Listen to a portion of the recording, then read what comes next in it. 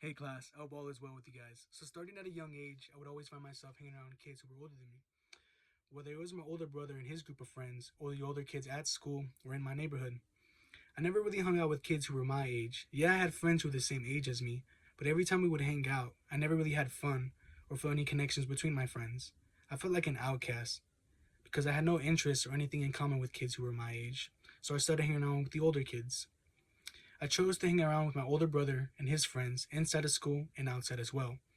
I began to finally feel like one of the guys, as my older brother would always ask if I wanted to tag along and go wherever him and his friends went.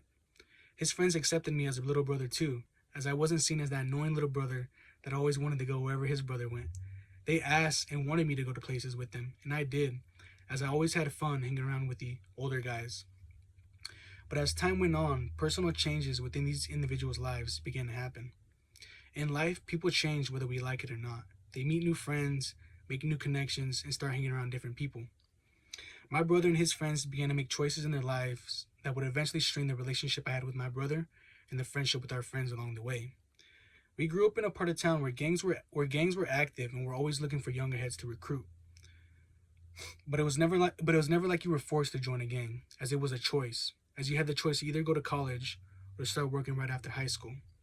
But unfortunately, my brother and his friends decided that school wasn't for them, so they dropped out and chose to become gang members. We no longer had the same interests as their behaviors and mindsets began to change drastically. Seeing their lives fall apart piece by piece made me realize that I didn't want to be like my older brother and our friends, as they saw no way out of this life but a prison cell or a casket. I decided to stop hanging out with them and chose to focus on my school life, as I have always wanted to graduate high school and be the first one in my family to go to college. Although I distanced myself from my brother and friends, I still made the effort in keeping in touch with them. They constantly told me to stay in school and to not end up like them, so I made them a promise to do just that. Thank you.